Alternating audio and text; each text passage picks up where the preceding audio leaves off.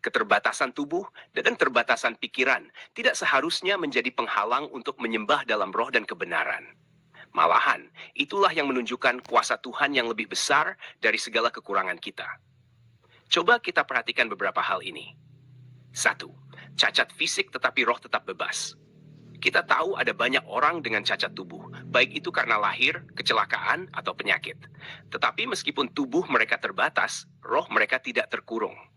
Misalnya, Nick Vujicic yang lahir tanpa tangan dan kaki, namun hidup dengan sukacita luar biasa dan membawa banyak orang kepada Yesus.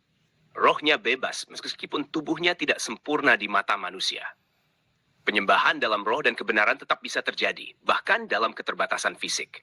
Bukan soal kaki atau tangan, tetapi soal kedekatan roh dengan Tuhan.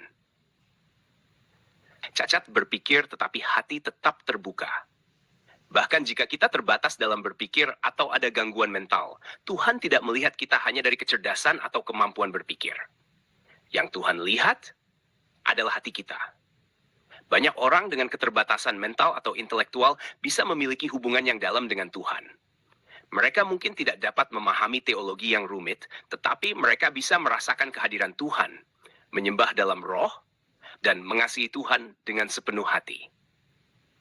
Di Alkitab ada contoh orang yang tidak terpelajar, seperti Petrus dan Yohanes, yang adalah nelayan biasa, kisah Mad.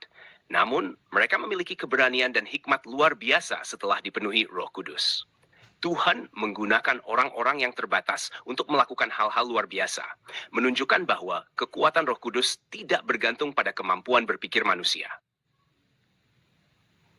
Menyembah dalam roh dan kebenaran, menjadi bebas dalam roh, artinya roh kita yang sejati bisa bersatu dengan Tuhan, meskipun tubuh atau pikiran kita terbatas.